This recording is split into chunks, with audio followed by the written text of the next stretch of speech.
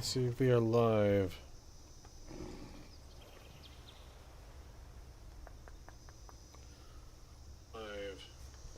Indeed we are. Okay. It is, let's see here, Friday, November 7th, 2025 at 5:10 p.m. Central Standard Time, no longer Daylight Time. And we're here in Fallout 76. This is going to be a relatively short stream because I've actually just finished and uploaded the next lore video, which covers the Dire Chemical Massacre, hence why we're here right now.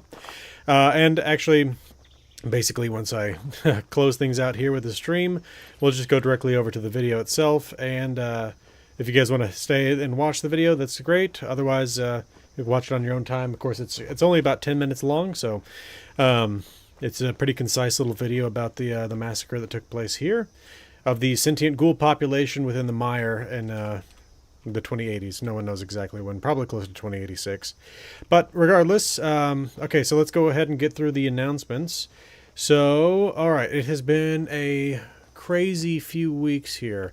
So, yeah, if you're unaware, I'm currently working, well, again, I'm finishing up, and it's actually releasing this afternoon, the first of three Fallout 76 lore videos. They're remakes of some of my oldest content. If you were expecting the Blue Ridge Caravan Company stuff, because I was talking about doing that a few weeks ago, I ended up not doing that because there's going to be more Blue Ridge Caravan content that comes with the Burning Springs update, so I'm leaving that until after that. So basically what I'm doing is I'm remaking three of my oldest Fallout 76 lore videos. One of them is the Dire Chemical Massacre, one of them is Eastern Regional Penitentiary, and then the last one is Senator Sam Blackwell. Now, I've actually already finished the scripts for all three. I've recorded the audio and finished, obviously, processing one. I'm going to record the audio for the other two and put those two together this weekend and early next week. Hopefully releasing another one on Monday and another one later in the week. Now, after that, I'm going to move on to Starfield, and I'm going to cover Aquila City. I'm not going to even put out a poll this time. I want to cover Aquila City. It's the last of the major settlements I've yet to cover, so I'm going to cover that one. Now, also, I did do a little, I don't know exactly what you call it exactly. Fallout Roundtable, I think is what the channel's called. Let me check real quick. Got it here. I did another channel. It was on another channel yesterday evening. I believe it's called the Fallout Roundtable. Give me 1 second, sorry. Yes. So on the Fallout Roundtable, talked about the channel a little bit, about Fallout in general, Starfield a little bit, stuff like that. So if you're interested, you can go ahead and check that out. Now, what else? I feel like... Okay, so I was really hoping to have all of these videos out already, or at the very least, you know, like today would hopefully have been the last day of me working on this stuff. I had a crazy week. Was it just last week? Okay, I'll give you a quick rundown of it. I think it was... No, it was 2 weeks ago. I have 2 indoor cats and a dog. And right now it's just the one dog that's in here with me right now. But anyway, so one of the indoor cats got out. I didn't notice until late in the day. And then I spent the next 5 days, I think, trying to get this cat back inside. And it was like being up until 2, 3 in the morning because that's when the cat would return to the house. I had to set up my garage as a trap to actually trap my cat. Finally got him back inside, gave him a flea bath, all that stuff. But it completely disrupted everything I was working on at the time. So I lost basically 6, 7 days. And then really, I got to tell you, after that, it took me a few days just to get back into the scheme of things because it was a very hectic period of time. I am fully back into it now, though. Again, the video is releasing later today, in fact, in 16 minutes. And then along with that, I actually just finished the summary short, and I'm also have recorded the audio for the teaser short for this video. I'm going to do that for the other ones as well. Speaking of which, the only reason I actually started making those shorts to basically draw people to the channel is because of the people at G Fuel, which I currently have some G Fuel right here, the Nuka-Cola variety. We did a giveaway back on Fallout Day. Those people should have their Nuka-Cola flavor G Fuel by now, so it's good stuff. If you want to get some for yourself and support the channel and get a discount on the purchase, use the code iCartographer at checkout, and you'll get some money off, and then I'll get a little bit of your purchase. So, kill them all and let God sort them out. So yeah. Move it out, Again, Dire Chemical Massacre, Eastern Regional Penitentiary, and Senator Sam Blackwell. Basically, Senator Sam Blackwell, I think, is currently the oldest lore video that's in my Fallout 76 playlist. I'll move it to my Fallout 76 classic list playlist or whatever that I have once I get that video uploaded. But basically, it was a completely different style of video, basically, where I showed you where I picked up all the lore information and then told the story of Senator Sam Blackwell. So it was a 50-minute long video. I don't know exactly how long this one's going to be. I did finish the script just earlier today. But it was very good to get back through that stuff, and I even actually found a little bit more information to put into it that I didn't put into it last time. Basically, the death of Senator Sam Blackwell not only deprived the Enclave of Agent Gray, but it also was basically used as a little bit of extra information to show just how crazy and extreme Thomas Eckhart was, because he had dispatched an assassin to kill his old political enemy, who was an old man with dementia living in a cave, basically. And it was just one of the other things that basically told Ellen Santiago, this guy's a nut. And so it's part of what led to the eventual coup by the other Enclave officers within the White Spring. So, yeah, I had missed that before. Like, I knew that he had been the cause of Agent Gray's death, and that had obviously harmed Thomas Eckhart and his ability to defend himself and do what he needed to do. But at the same time, I'd missed the point that Ellen Santiago specifically refers to him in her comment about when she's confronting him about all the things that he's done. So yeah, that's something to look forward to in the next week or so. The Eastern Regional Penitentiary video will be first, after the Dire Chemical one, which again will launch in 13 minutes. And that one's also pretty interesting. Basically just shows how horrific the state of things were at that prison, where they were attempting to automate the prison, but they didn't really want to do the work of repairing the walls or anything like that. So instead they just put bomb collars on everybody. Regardless of your prison sentence, you had a bomb collar. So even if you were in there for a parking ticket, for example, you had a bomb collar. And one of the people that was wearing one of those bomb collars decided that it was too tight, was messing with it a little bit. It detected that as tampering, and it exploded, blowing the guy's head off. Again, imprisoned for parking tickets. So that's one of those horrifying little stories that you find spattered across the wasteland in Fallout 76. Yeah, so again, that one hopefully will be Monday. I'll record the audio probably tomorrow. And I think that video will probably... Actually, I have no idea the length. It'll probably be somewhere between 10 and 20 minutes. And it will probably be something similar for the Sam Blackwell video. I can't remember the exact length of that one, but it's also not overly long, but it contains all the information I could find on Senator Sam Blackwell. So one of the more interesting NPCs, and honestly my favorite NPC in Fallout 76. And unfortunately, it's an NPC you never get to meet. You simply find his skeleton leaning over his desk. But anyway, let's see, what else is there? I feel like there's probably a few more things to talk about.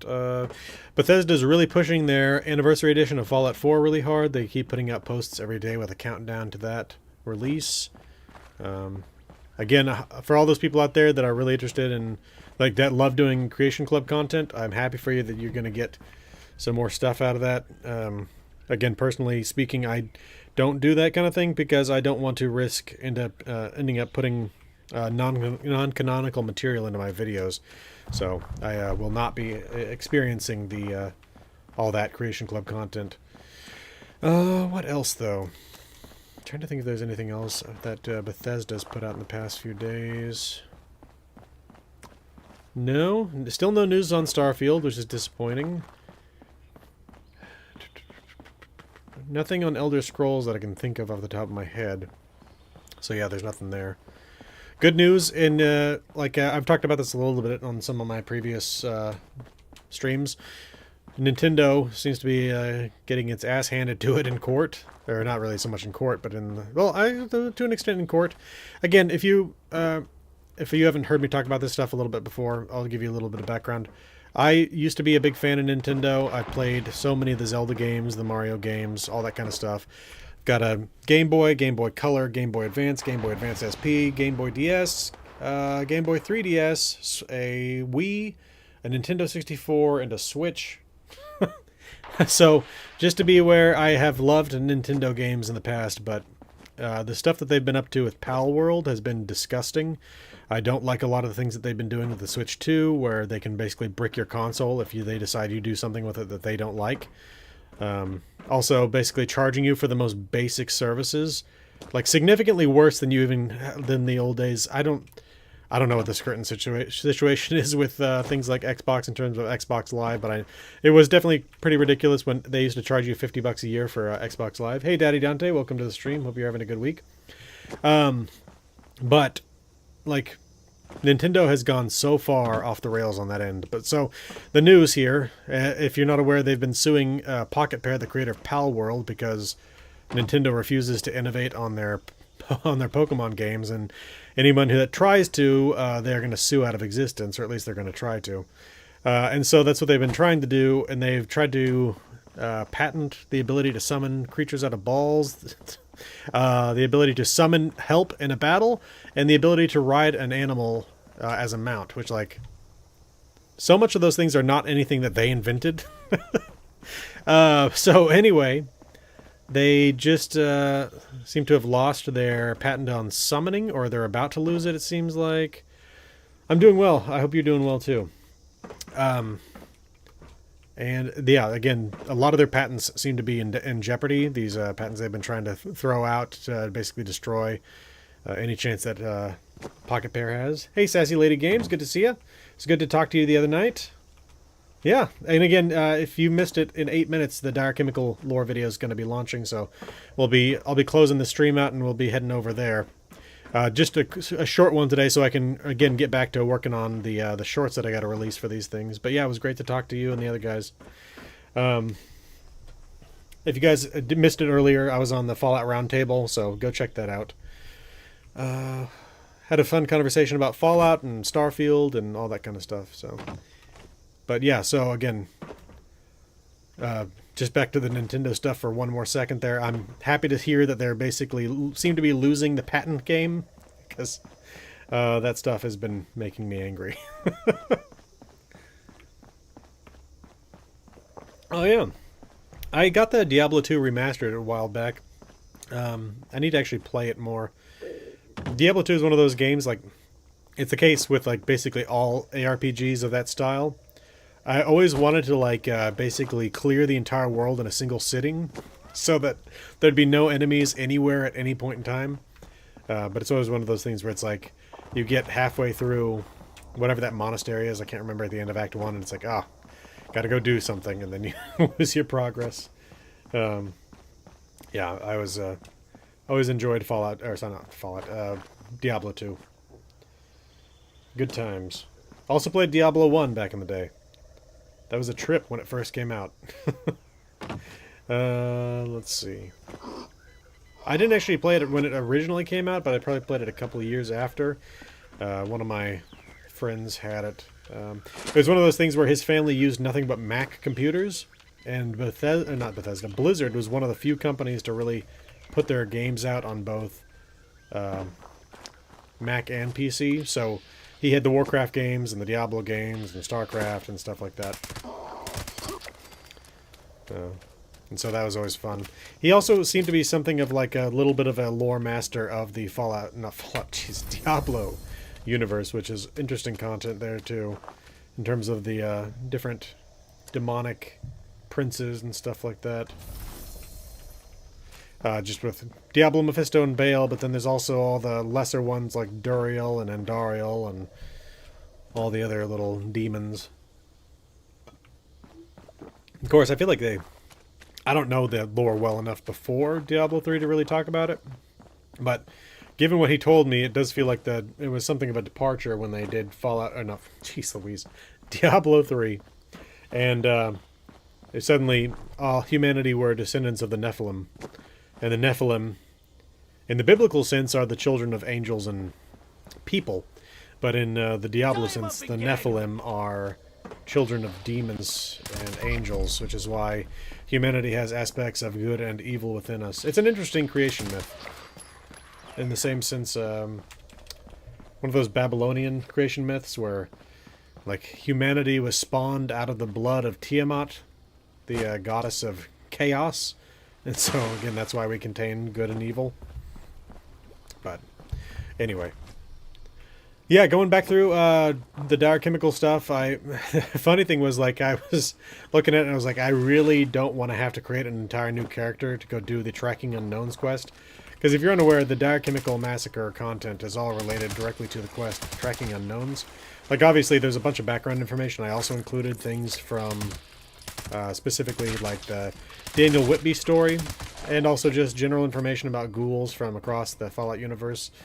But one of the, again, the mass of it comes from, depends on, you listen to demons and, yeah. But a lot of it comes from the Tracking Unknowns quest from Vanilla Fallout 76. And this character, and I think all my characters have done Tracking Unknowns. And it's this quest line that takes you all over the mire, basically. It actually introduces you to locations within Camp Venture and all that kind of stuff. But the main thrust of it is that you're following this hunting party that goes from Harper's Ferry over to the Valley Galleria, up here, and then up towards Haven Church, and then up into Dire Chemical. And so, luckily, this is one of the, again, it's one of my earliest lore videos, but it's also one of the first ones that I have on my oldest working external hard drive. So I was able to pull up the original footage that I captured 6 years ago to put this video together. So luckily I was able to, I have new footage in there, a lot of it, but I didn't have to re-record the Tracking Unknowns quest line. So, and it's entirely new. And by the way, with these 3 remakes that I'm currently doing, they're entirely new scripts. Like, I might have some quotes from the original one here and there, not quotes, excerpts would be the proper way to put it. But for the most part, it is entirely new stuff. So, anyway. Again, in 3 minutes, we'll be heading over to go either watch the Dire Chemical video, or again, if you want to watch it on your own time. Or if you don't even want to watch it, you don't have to. But again, I would recommend it because I do think it's an interesting piece of content. I really love this chunk of highway right here. I actually have a shot of this in the video. But it's one of those things where it's like, I wonder how much of this is caused by, like, the beavers doing their thing. Because there are dams that you'll find here and there throughout the mire that look like they've been created by beavers. And I wonder how much of this is also something that's been created because of Vault 94, where they have all these red creeper vines that have come out of the vault since the destruction of the Gek. The mire is just such an interesting location. Like, obviously, every location has their interesting little bits. Like, if we look at the map. So the forest is obviously the most bland in terms of, like, it being the most original to West Virginia here. And it's the most normal location. Toxic Valley up here, of course, created by the exhaust coming out of the Grafton Steel Mill, exacerbated by Darius Angler adding a chemical to it that's basically destroying the mill and sending that mill up into the air as waste particles. You got the ash heap, which has just utterly been destroyed by industry. And they're even destroying the entirety of Mount Blair, grinding it down with a rockhound. The Savage Divide, I think, is also probably the closest to what it was like before the war, although I think more of the trees were alive than they are now. Or were more lively, would be the way to put it, I guess. Shenandoah Valley obviously has, or Skyline Valley as they call it, is covered with that giant storm. The Cranberry Bog has been basically clear cut by mutated beavers. But then the mire is just this combination of all these rivers, and then again Vault 94 sending out its creeper vines, and again it's a very interesting location. So looks pretty not like Fallout at all. Yeah, well, not like your usual Fallouts. All right, well, it looks like we're about to close things down. Again, if you missed it, the Dire Chemical Massacre video is about to launch. 1 second. And then after that, I got 2 more lore videos in Fallout 76 coming within the next week. And then after that, I'm going to be working on the Starfield lore video covering Aquila City. Again, I'm not even going to put out a poll on that. I really want to cover Aquila City, so I'll have covered the 4 major cities of Starfield. So, all right. Well, it's been good hanging out with y'all. Good to talk to you all, Daddy Dante and Sassy Lady. And I will see you all next Friday, hopefully with 2 more Fallout 76 lore videos launched, and we'll hopefully be working on the Starfield lore video at that point. I'm going to go watch the Dire Chemical video, and then I'm going to go ahead and get to work on the remaining short that I've got to make for this video, the teaser trailer, and get those things launched on YouTube, TikTok, and Instagram. So, see you all next Friday. Again, sorry for those of y'all who missed this, who got here late. But yeah, I'm glad you're excited. And I will see you all next Friday.